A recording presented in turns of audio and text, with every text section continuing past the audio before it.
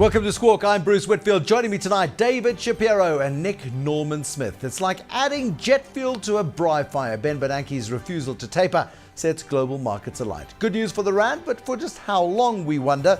Also, just how much longer can the founder and chief executive of African bank Leon Kirkinis hang on at the struggling microlender? 12 months ago, the market wondered the same about the Investec boss. Stephen Koseff is cutting jobs down under. The rhyme wasn't deliberate.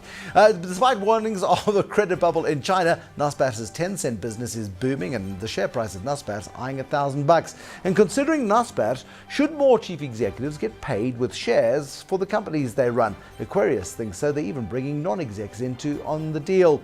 And we pondered just how much South African taxpayers' money is being misspent. All of that on this evening's edition of Squawk.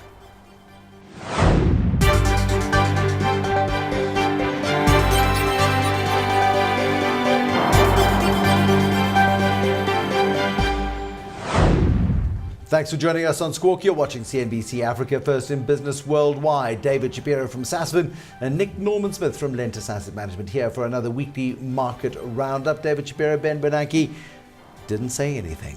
He didn't, and he took us by surprise because we all, in fact, I looked at a survey. 2/3 of analysts or economists or observers believed that something would be done, either 5 billion or 10 billion. And by doing nothing, we'll talk about it, but it was actually a very, very clever ploy.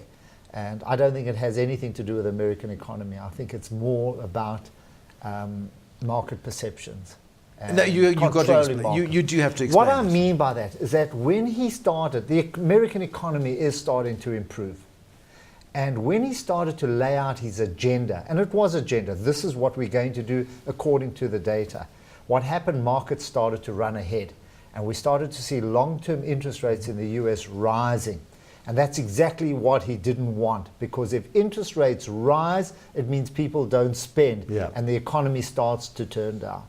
And I think the other part of it, which was also very subtle, is that as the US dollar improved and as interest rates went, money started to come from emerging markets, which he also didn't want. He didn't want to weaken the global economy. So I think this is more about aligning perceptions or controlling perceptions more so than the actual state of the economy. That sounds far too complicated. So maybe the US economy is so big that they can't actually withdraw the funding yet. Maybe he just wants to final the power trip before he leaves his job. Perhaps. Well, look, I mean, but broadly speaking, he's starting to try and take the juice out of the engine, but you don't want to take it up too much that the engine stalls, and that's obviously the concern, and that's happened in Japan a number of times. So that is the broad thinking. We have seen some data out that is maybe not quite as good, and you've seen some talk saying, with rates, with the move in interest rates, the housing market maybe won't recover that quickly, and if that happens, obviously that drives consumer spending in the States, which drives the whole economy. So it's a very, very difficult and dangerous game to play. I'm very glad I don't have his job, as I've said many times. But we're on the receiving end of his job and the decisions he's taking. The JSE surging through 44,000 today. The rand strengthening very, very sharply. It's wonderful to see. Tragically, it's not for the right reasons. No. It's not because we're in wonderful shape. No, it's not because we're attracting funds. What's happened is the dollar has gone from about 133 against the euro to 135, and we're just part of the cross currencies. But it does mean that there's a lot more liquidity in the markets. It means that there's more money that's going to flow into equity markets for the wrong reasons. And that's why I'm not angry. I would have preferred the tapering to start, even if it was only a $5 billion. I don't think the markets would have responded. I think they would have settled. Yeah. So it's going to happen. And it's going to happen pretty soon as well, within the next few months. So I think let's enjoy this while we can. But the consequences of this could be quite painful when the tapering does start, and it has to start at some point, maybe not before the end of this year, maybe not even in the first half of next year, if Janet Yellen comes in and she's Bernanke-esque in her approach. It may not happen for another full term of a child, another 9 months.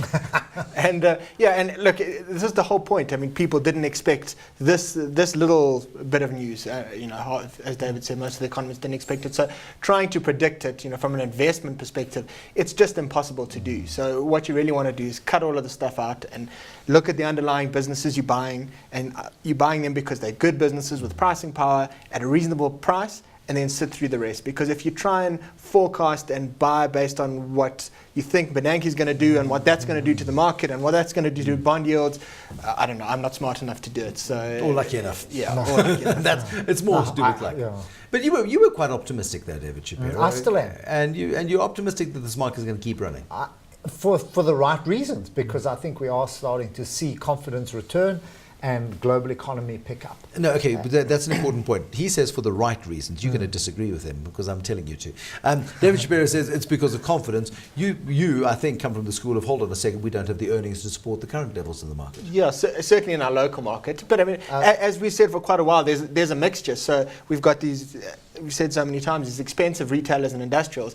But now what we've seen in the last month or two, they've almost passed the baton on, well, they're still running, but the resources are starting to turn a bit. So I think in the long term, the resources, there's still some attractive pricing. So fundamentally, those have a way to run. But whether the Naspers and the SABs can carry on delivering the kind of share price performance, I'm a bit more skeptical, but I've been wrong for a while now. So. It keeps running. They're going to keep going. Yeah. And it's a global economy that is really driving this. And I think that will filter through to us. Do you know why Naspers isn't going to hit R1,000 a share? Not because you think it's expensive, because Business Day forecast that it will. Oh, that it will go, yeah. I just love the headline. They're going to have a cover Naspers story. eye is R1,000. And it may very well get there. The 10 cent share price is doing rather nicely. It's how big is 10 cent? 100 billion. It's just gone bigger than Hewlett Packard's market cap. Bigger than Hewlett Packard, bigger than Facebook, Bigger than Boeing, bigger than Boeing. bigger than McDonald's. So how can nothing go wrong? A great company. In that perfectly clear and well-regulated country like China, Yes. where nothing surprising ever happens. Absolutely. So would you put a short on Naspers? You know, I heard a great piece of advice that someone said is never short a good company. Yes.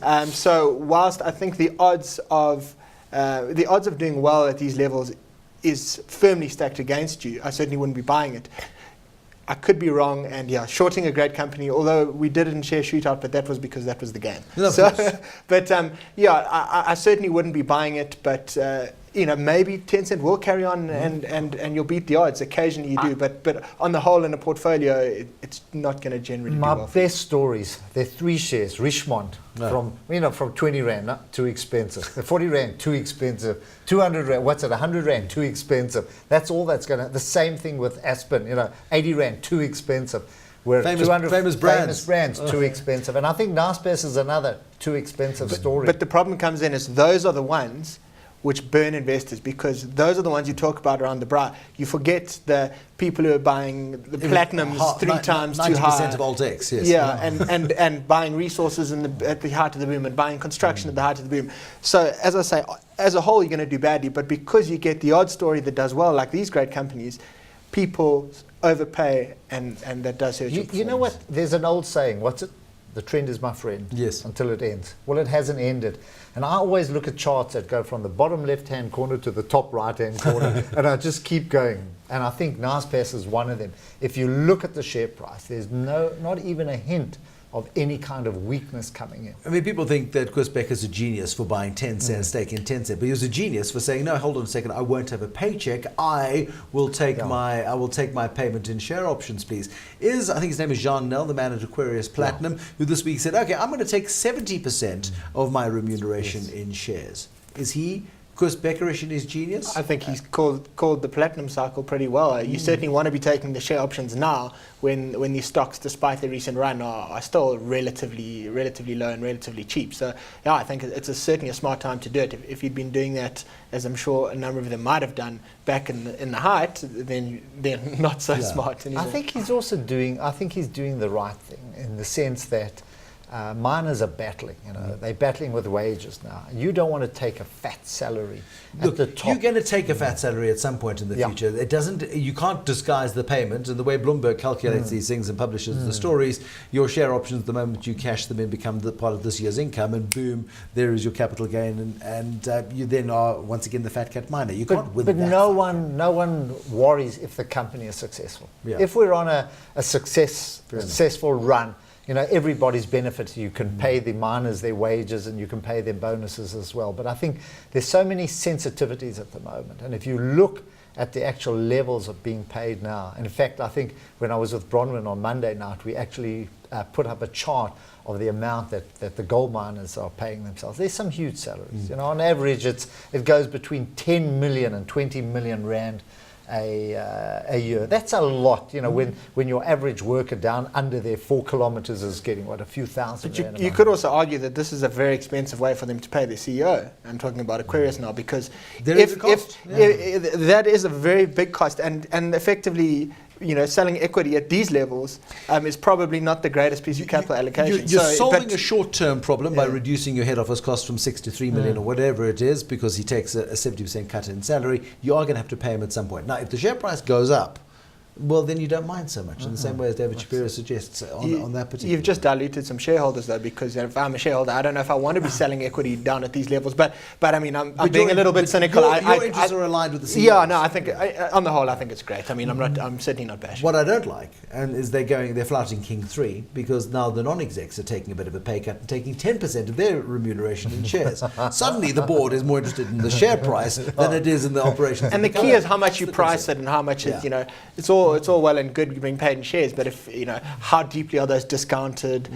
So the devil's in the detail as always. They've got to make this profitable. They're not doing badly here. Krundal is doing fine, but Mimosa is under a lot of pressure in Zimbabwe. So I still think the platinum industry has got a lot of troubles ahead, a lot of obstacles to negotiate before you start to get the profits. Who knows when this is going to turn? I like Leon Kirkinis. Do you like Leon Kirkinis? Seems like a great guy. Do you like Leon Kirkinis? I did, up to a point. I do like him as a person. Yes. He's let me down badly. If I was a shareholder in African Bank, I might not like him as much. That's my point. Come out with another trading update this week. Complete shambles. Absolutely awful. The profits are going to be down another 65% this year. Can he and should he stay? The big question is, and I've been a big follower of it for a long time. They let us down. There was no suggestion that they were going to take the pain that they've taken at the moment. They gave us no hint of it, even until a couple of weeks before they came out with their trading statement. Now we're getting concerned, and I think we're deeply concerned as to how they're going to turn this around. They haven't announced the rights issue price. They've got Goldman Sachs behind them, but again, I was arguing the point. It's far too early to take a punt on them, because this is Dinkum, a company that can, I don't want to say go under, but if they don't get it right, I think they're going to face severe problems. Where is David Shapiro going on his December holidays? He's just given us a clue. He used the word Dinkum. Okay, so but African Bank, it's been a horrible story. Have you heard of mosaic theory? I came up across the term mosaic theory for the first time yesterday. It is better than speculation. Mosaic theory, you take one piece of information over here, you take another piece of information over here, and you connect them and you form a picture. Otherwise known in journalism as speculation. A guy called Sam Sitole, who is the guy in charge of the finance division at Braai, has stepped down from the board of African Bank. He did that on Monday, because there is a potential conflict of interest brewing. Okay. Is Braai going to be buying? Is Braai going to be buying Ellerins? No. If you listen to Leon, what Leon said is they're going to do a deal with another retailer through which they will sell their product, and that's where Pep stores. ShopRite has got okay. Maybe. I don't know whether they'll be doing a deal with Ellerins, but they are going to try. What he is trying to do is expand his outlets. And I think that's where the Braai connection comes in. I was trying to say it can't be JD, it can't be Lewis. Who's it going to be? I think those two pieces, the mosaic theory is wild speculation. Yeah, that's why. I mean, that's why they bought. That's why obviously they bought the Ellerins business. Yeah. Unfortunately, they paid way too much for it. So instead of getting this great distribution point, you got lumbered with a business that you paid too much for, which they clearly agreed. Although it's pretty hard to disagree, and it's taken a lot of time and money to fix it. and they wanted to hold on, and now they're going to have to flog it anyway. And that's, I think, the real concern is, if you thought this was market, and this is market jitters, and markets can turn against banks quite quickly. The fact that they're having to sell Ellerines, and that would be, you really got to take a sucker punch in order to do that. You really want to stick in if you can. And the fact that they're going to have to raise equity when the share's gone from 30 Rand to 15 Rand, that just makes me think there's got to be, either there's a lot of trouble brewing, or they're just being prescient and saying, look, we want to be strong, and there when this thing eventually turns, because there's trouble coming. But I don't know. You talk to Kirkinis and he slouches in a relaxed way, and he's just so calm and so relaxed. We've seen this all before. No, we haven't. I watch the space with a great deal of interest. Have you ever eaten jollof rice? No. You need to go to Nigeria. You need to go to jollof. Mr. Biggs, and you need to have Mr. jollof rice. Kevin Hedderwick taking a minority stake in a foreign entity. It's a big bet for him. He's used to calling the shots, and he's got a management agreement in place. He's got a shareholders agreement. All of those things. But they're taking a minority stake. I'm uncomfortable with this one. No. I actually spoke to a friend of mine who does a lot of business in Nigeria. He says this is a great business. He says, look, it's probably not the kind of food that most of us would eat, or we would associate with Steers or Wimpy or any of these other franchisees, but this is a money spin. It's all over, and it just gives quality, or it gives value for the money you spend. And I think what he'll do is slowly turn it around and improve the quality, put systems in there and so on. And it's a massive consumer market. So and I think you can shape 165 stores, a third of them in Lagos. We never thought that we would see our population eating pizzas. He usually says, sorry, it's an in-joke. He usually says pizzas. It's so the I'm 70s saying thing. The fact that we've actually, or Kentucky Fried Chicken or any of those, and I think that he can actually shape that market to the way that he wants to. Okay, I think it's going to be an interesting Chat move. to the guys at Alltech and the guys at Adcock about, it's tough to do business in Africa. So if you mitigate your risk, you can do really well. And if you crack a market like Nigeria, you look at ShopRite, same thing. If you can crack that market, you can transform. Well, somebody else has business. cracked the market already. Now you can just you go on their coattails and you ride into that market. But you see some of the smart African businessmen, Mr. Dangote, selling some of his businesses, and you got to think, well, a man as smart as him starting to cash out, who's going to be the winner here, the buyer or the seller? And that would concern me. That is the big one, isn't it? On to a break now. When we return, where does your tax money go? Okay, don't sort of lose your dinner over this. It's just a theoretical question. We are going to be talking a little bit about that. There have been some interesting stories out of public enterprises recently. And even Nedbank has decided it is going to be suing the Department of Public Works for 800 million rand as well. So maybe you should buy Nedbank shares, because some of your tax money may be going that way. More in just a moment.